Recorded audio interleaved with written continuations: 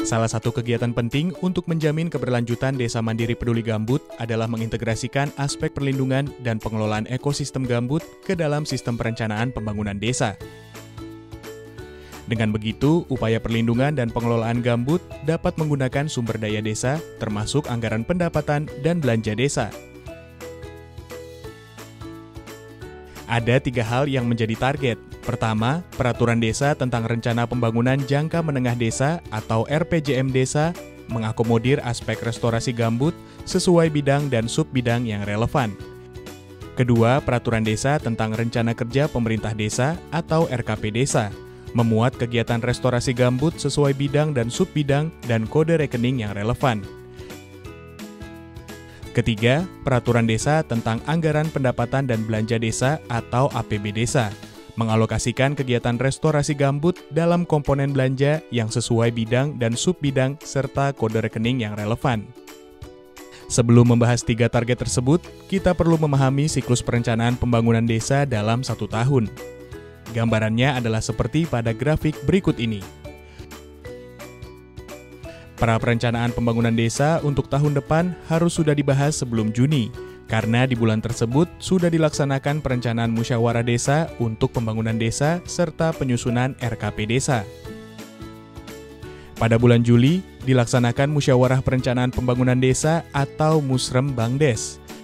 Bulan Agustus atau September, RKP desa harus sudah ditetapkan melalui peraturan desa atau Perdes. Ini akan menjadi dasar untuk rancangan peraturan desa tentang APB desa. Di akhir September, rancangan Perdes tentang APB desa harus disepakati antara Kepala Desa dan Badan Permusyawaratan Desa atau BPD. Antara bulan September dan November, berjalan proses penyusunan dan penetapan APB desa untuk tahun depan. Pada bulan Desember, APB desa untuk tahun depan sudah ditetapkan.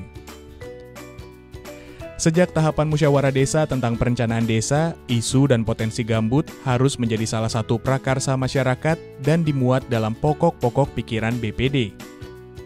Kemudian, saat pembentukan tim penyusun RPJM desa, perwakilan kelompok petani gambut harus bisa menjadi bagian dari tim tersebut. Pada tahap penyelarasan akhir kebijakan desa dengan arahan kebijakan pembangunan pemerintah kabupaten kota, harus dipastikan program restorasi gambut dari pemerintah pusat, provinsi, dan kabupaten kota masuk ke rencana jangka menengah desa. Jika kabupaten atau kota telah memiliki rencana perlindungan dan pengelolaan ekosistem gambut, rencana tersebut harus menjadi acuan untuk tingkat desa.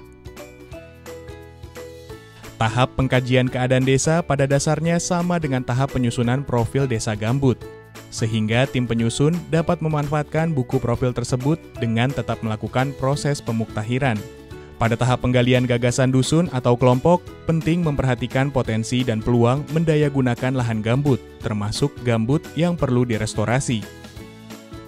Pada tahap penyusunan rancangan RPJM desa, perlu pengawalan untuk memastikan rancangan RPJM desa memuat aspek restorasi gambut dalam bidang pembangunan yang relevan.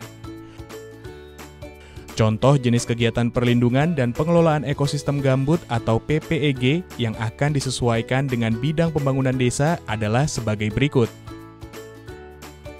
Pertama, pemuktahiran profil desa gambut dalam bidang penyelenggaraan pemerintah desa, subbidang penyusunan, pendataan, pemuktahiran profil desa dengan kode rekening 1302. Kedua, pengelolaan lingkungan hidup desa termasuk lahan gambut dalam bidang pembangunan desa, subbidang pembangunan, rehabilitasi, peningkatan, pengerasan jalan usaha tani dengan kode rekening 2312. Ketiga, pengolahan produk tanaman adaptif gambut dalam bidang pemberdayaan masyarakat desa, subbidang pengembangan industri kecil level desa dengan kode rekening 4703.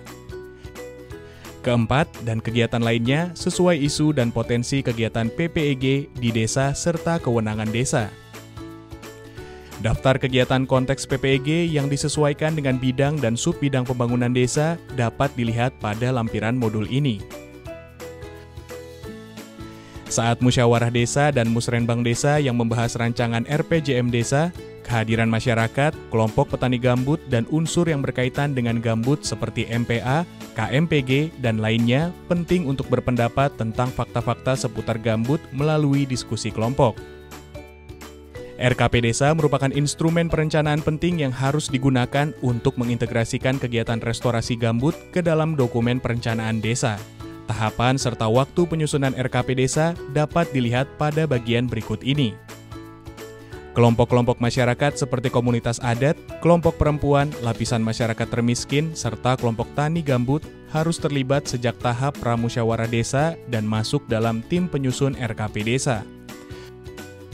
Saat pramusdes khusus tentang gambut misalnya, harus dibahas masalah-masalah terkait pengelolaan gambut dan dibahas kebutuhan warga desa dalam memanfaatkan dan melindungi gambut.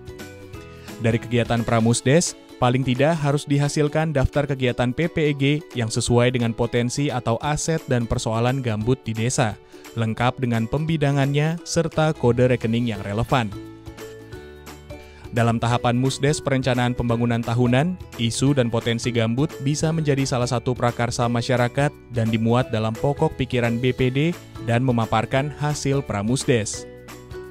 Saat pembentukan tim penyusun RKP Desa, kelompok tani gambut atau perwakilan warga yang memahami gambut harus terlibat.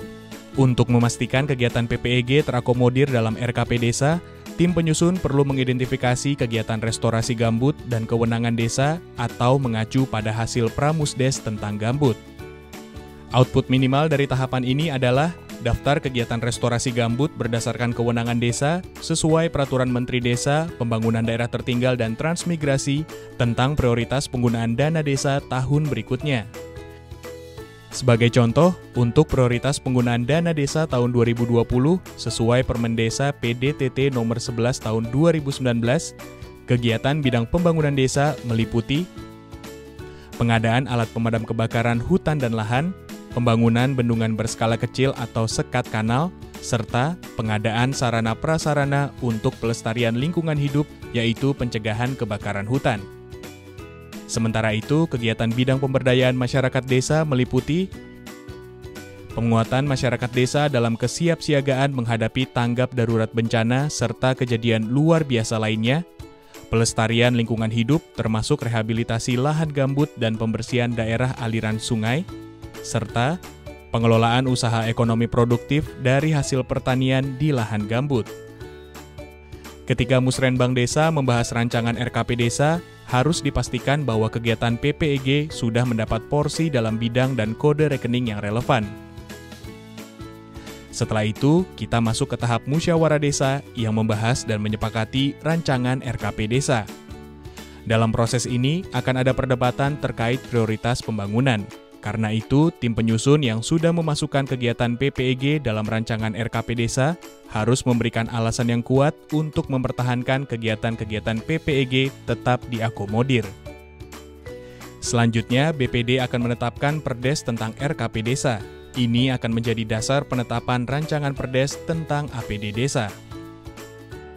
Dengan masuknya kegiatan-kegiatan upaya perlindungan dan pengelolaan ekosistem gambut dalam RPJM Desa, yang kemudian dijabarkan dalam RKP Desa, kemudian dituangkan dalam APD Desa, kemampuan masyarakat akan bertambah dalam memanfaatkan sumber daya ekosistem gambut dan pengembangan potensi ekonomi lokal berbasis lahan gambut secara berkelanjutan. Sebagai penutup, untuk mengingatkan kembali gambaran besar mekanisme dan dasar peraturan dari masing-masing komponen pembangunan desa, kami sajikan kerangka logis pembangunan desa dengan dasar kewenangan desa dalam infografik berikut ini.